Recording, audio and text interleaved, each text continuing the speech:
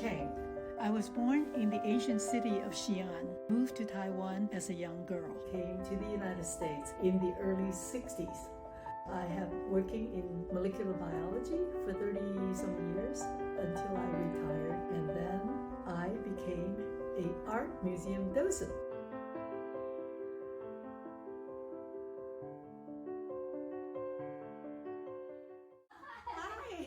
Okay, come on in. This is our granddaughter. 和Yvonne的相识是在一节英语课上，因为对文化有着相同的兴趣，我们成为了好友。我们非常好奇，作为科研工作者的她，为什么退休之后成为了一名博物馆导讲。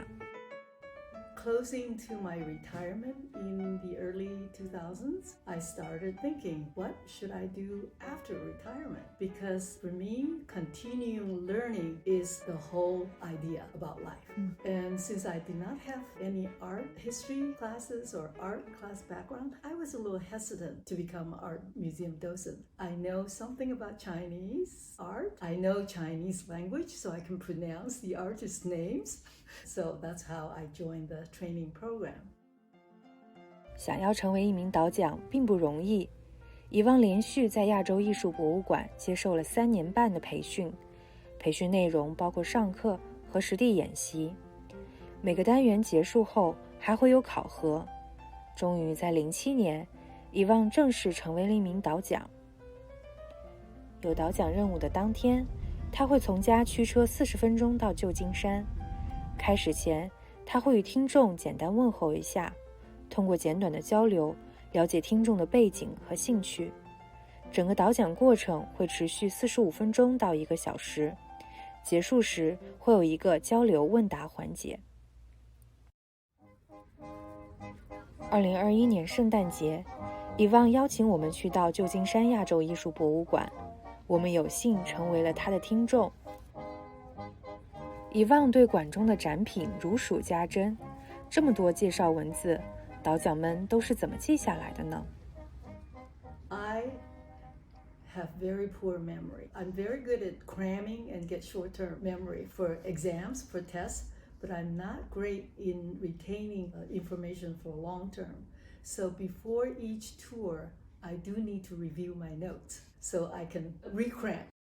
Of course, we always have all the information in our back pocket, so we can provide at the appropriate time some information about the artist, about the historical background. So usually in preparing a tour, first of all, choose about 10 or 12 objects. For each object, I write an outline and then think of a theme. And also between each object, try to have some kind of transition point to go. And that's how tours are done. 在讲解的过程中，Yvonne会以提问的方式与观众交流互动，让观众有很强的参与感。Nowadays, all museums emphasize interactive tours. Old-fashioned tours, the docent guide is like a teacher on stage. But recent research about learning has realized that people retain about 15-20% of what we hear. So now the new style is always to encourage visitors to contribute by encouraging them to do close looking, look at the art, and then get their first impression. 从07年到现在，Yvonne已经从事导讲工作有近15年。这份经历给她的生活带来了一些有趣的变化。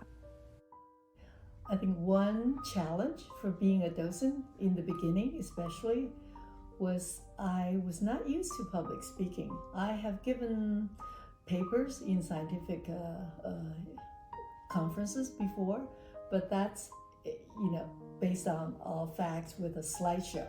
I think it took some practice to get over my nervousness, but I generally love people and I'm curious about people. So once you started touring, then the joy of sharing the story and listening to their response really, just took over everything. And it also affected my life outside of touring because it kind of gave a new focus for me to learn about our history, about culture. So it's a whole new vista of learning opened up.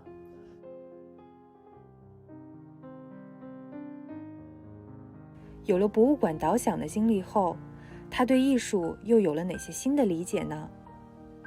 All art is based on idea and the means to carry that idea through, either on paper or on sculpture. So skills and technology and materials, these are all become very important elements.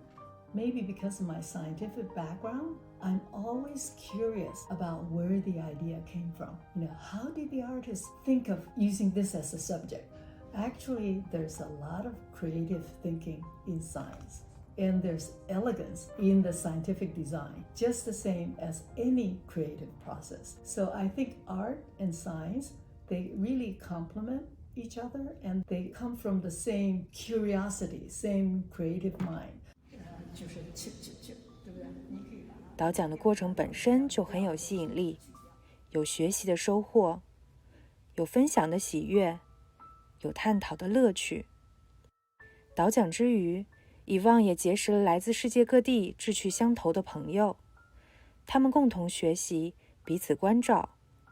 导讲给Yvonne的生活增添了一个新的可以了解艺术、理解文化的契机。他通过这样的方式实践着终身学习的人生信条。